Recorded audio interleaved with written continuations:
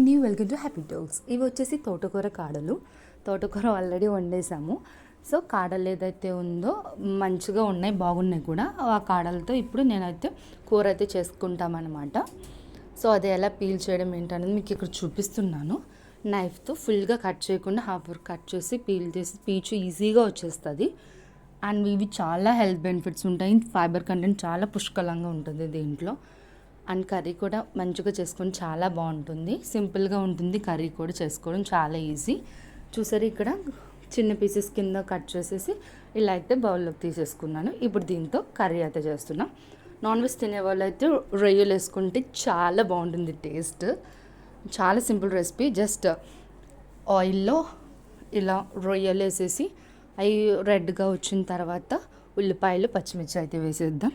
కొంచెం మగ్గాలి. మగ్గిన తర్వాత పసుపు ఉప్పు వేసేసి తర్వాత తోటకూర కాళ్ళు వేసేసి కారం వేసేసి వాటర్ అయితే వేసేస్తాము. వేసేసి 2-3 విజిల్స్ అయితే పెట్టించండి, ఈజీగా కుక్ అయిపోతుంది. విజిల్ తీసేసిన తర్వాత ఇలా ఉంది కదా కంటెంట్ చూపిస్తున్నట్టు, ఈ వాటర్ అంతా దగ్గరికి వచ్చేంత వరకు మనం అయితే కుక్ చేయాలి. అప్పుడు టేస్ట్ చాలా బాగుంటుంది. అంతే, ఇంకేం మసాలాస్ ఏమీ వేయాల్సిన అవసరం లేదు. చాలా సింపుల్ రెసిపీ, చాలా త్వరగా కూడా అయిపోతుంది. బట్ ఆ ప్రాసెస్ ఏదైతే ఉందో అదే ఎక్కువ పడుతుంది.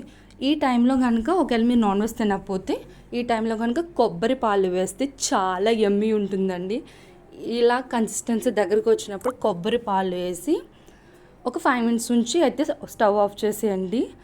ఎంత బాగుంటుందో, చాలా బాగుంటుందో. ఒకసారి ట్రై చేయండి. అండ్ మన ఛానల్ అయితే సబ్స్క్రైబ్ చేసుకోండి. Bye bye.